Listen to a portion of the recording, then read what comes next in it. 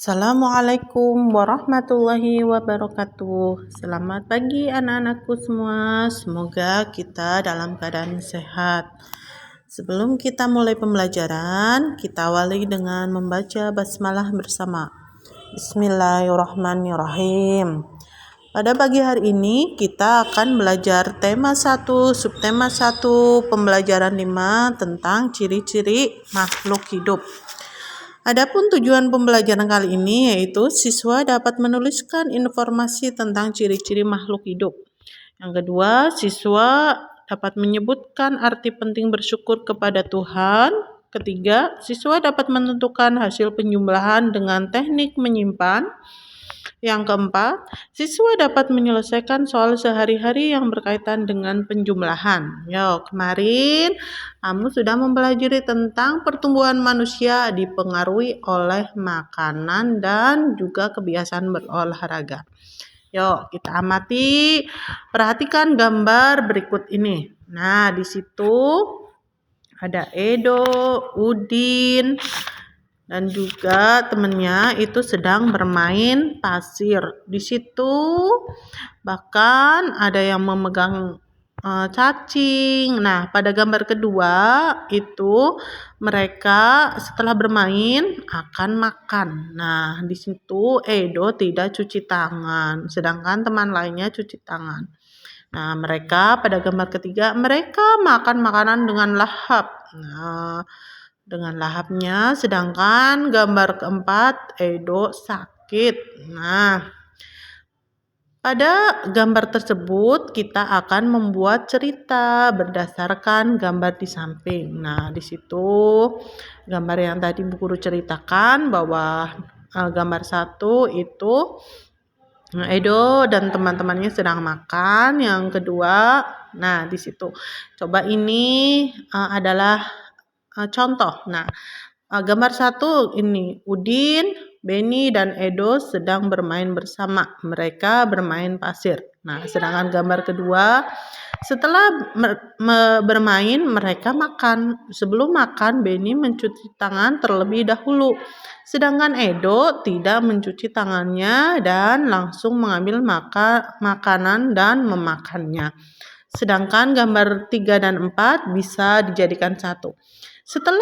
Sesaat setelah mereka makan bersama dengan lahapnya, Edo mulai merasa sakit pada perutnya. Udin dan Beni lalu membawa Edo pulang dan orang tuanya membawa Edo ke rumah sakit.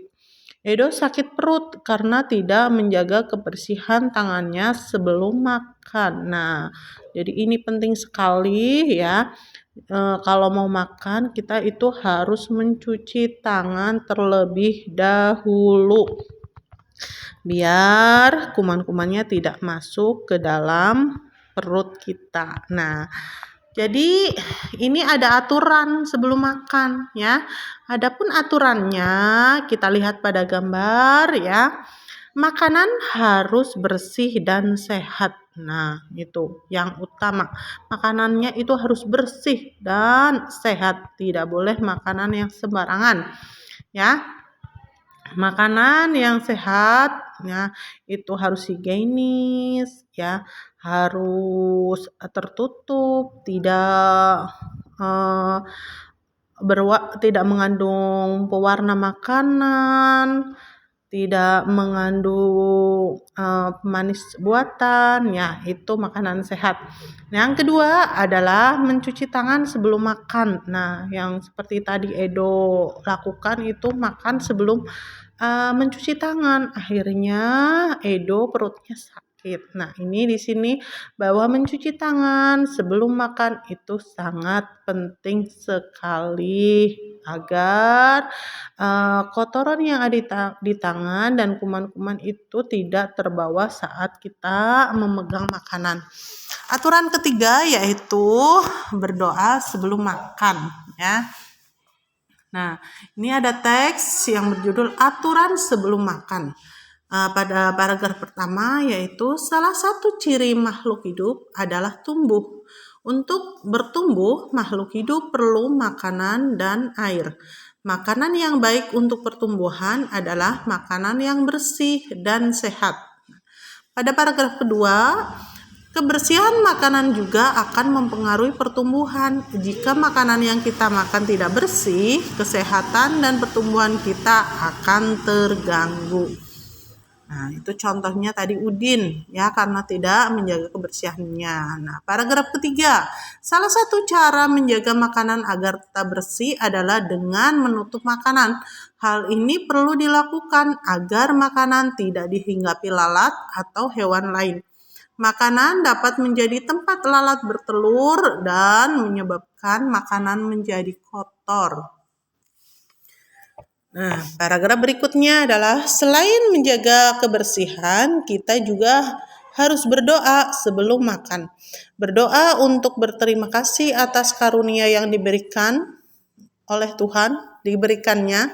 Makan sesuai kebutuhan, menjaga kebersihan makanan, serta berdoa sebelum dan sesudah makan merupakan contoh sikap bersyukur. Ya, kita harus bersyukur kepada Tuhan Yang Maha Esa yang telah memberikan nikmat berupa makanan kepada kita. Sehingga apa yang kita makan menjadikan berkah ya, tidak menjadikan sakit. Dan akan menjadikan tubuh kita jadi berenergi. Nah, berikutnya, sikap bersyukur merupakan pengamalan sila pertama Pancasila, yaitu ketuhanan yang Maha Esa. Jika kita sudah makan sesuai kebutuhan, menjaga kebersihan, serta berdoa sebelum dan sudah makan, berarti kita sudah melaksanakan sila Pancasila. Sila pertama Pancasila, yaitu ketuhanan yang Maha Esa, ya, dengan lambangnya yaitu bintang 5. Ya, jadi kita wajib bersyukur atas nikmat yang diberikan kepada Tuhan dengan cara melaksanakan apa aturannya ya. Misalnya berdoa. Nah, berdoa juga menunjukkan sikap berterima kasih kepada Tuhan.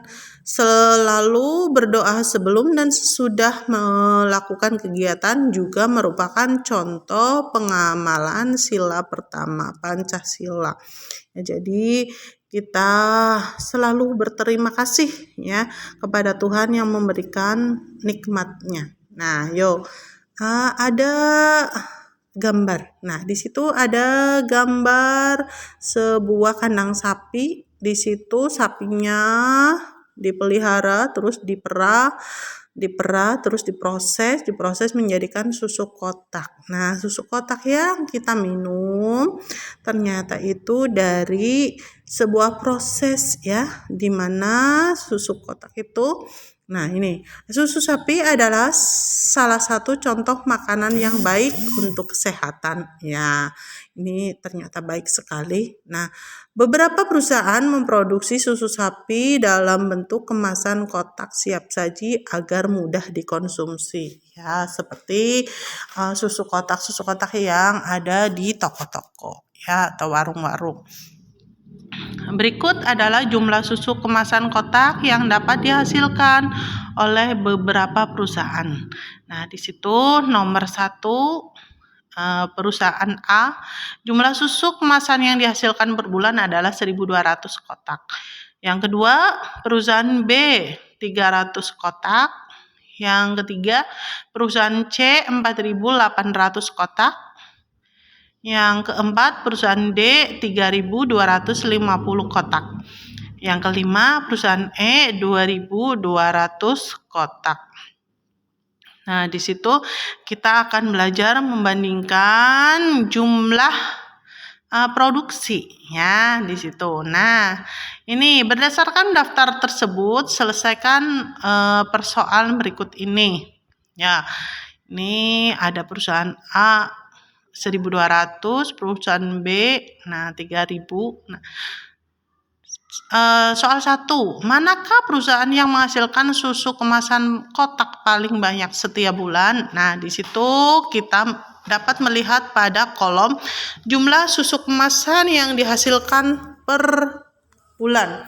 Ya, di situ perusahaan A 1.200, 3.000, 4.800, 3.250 dan 2.000 200. Ya, yang perlu kita perhatikan adalah pada nilai tempat ribuan. Di situ ada 1, 3, 4, 3, 2. Di situ kemasan kotak yang paling banyak berarti adalah yang depannya 4, yaitu perusahaan C sebanyak 4.800. Nah, yang kedua, mana perusahaan yang menghasilkan susu kemasan kotak paling sedikit setiap bulan? Nah, kita lihat lagi pada nilai tempat ribuan. Ada 1, 3, 4, 3, 2. Maka yang paling kecil adalah 1, yaitu perusahaan A. Ya. Berapa jumlah susu kemasan kotak yang dihasilkan perusahaan A dan D? Nah, di sini kita akan mempelajari penjumlahan dengan cara bersusun. Nah, mana perusahaan A? Nah, perusahaan A menghasilkan 1.200 kotak. Sedangkan perusahaan D menghasilkan 3.250 kotak. Nah, jumlah susu kotak semuanya adalah, nah, kita nanti membuat penjumlahan di mana setiap penjumlahan di situ nilai tempatnya harus sama, harus lurus, tidak boleh melenceng. Nah, hal itu untuk memudahkan. Nah, di sini 1.200 ditambah 3.250. Nah, di sini nilai satuan, puluhan, ratusan, ribuan itu harus lurus. Nah, yuk kita mulai menghitung dari satuannya. 0 ditambah 0. Nah, 0 ditambah 5, 5. 2 ditambah 2, 4. Ya. Nilai ribuannya adalah 1 ditambah 3, 4. Jadi hasilnya adalah 4.450. Nah, itu. Nah, jadi jumlah susu kemasan kotak yang dihasilkan perusahaan A dan D ada 4.450 kotak. Nah, soal berikutnya adalah berapa jumlah susu kemasan kotak yang dihasilkan perusahaan B dan E. Cara menyelesaikannya yaitu perusahaan B menghasilkan 3.000 kotak, sedangkan perusahaan E menghasilkan 2.200 kotak. Maka jumlah susu kotak semuanya adalah, yuk kita susun kembali. 3.000 ditambah 2.200, lihat satuan ditambah satuan 0. 0 tambah 0, 0. Nah, 0 tambah 2, 2. 3 tambah 2, 5. Ya, jadi jumlah susu kemasan kotak yang dihasilkan perusahaan B dan E ada 5.200 kotak. Nah, berikutnya berapa jumlah susu kemasan kotak yang dihasilkan perusahaan A dan C? Nah, cara penyelesaiannya adalah perusahaan A menghasilkan 1.200 kotak, perusahaan C menghasilkan 4.800 kotak. Jumlah susu kotak semuanya adalah, dengan cara susun lagi. Ya, satuan tambah satuan, 0 tambah 0. 0 tambah 0, 0. 2 ditambah 8, 10. Tapi yang kita tulis di sini bukan langsung 10, tapi 0, 1 kita tempatkan di depannya. Nah, 1 ditambah 1, 2. 2 ditambah 4, jadi 6. Jadi, hasil penjumlahan perusahaan A dan perusahaan C, ada 6.000 kotak. Ya, itu jadi penggunaannya menggunakan susun. Ya, penjumlahan susun. Nah, demikianlah pembelajaran pada tematik tema 1 tentang pertumbuhan dan perkembangan makhluk hidup, subtema 1 tentang ciri-ciri makhluk hidup ya. Nah, demikian. Wassalamualaikum warahmatullahi wabarakatuh.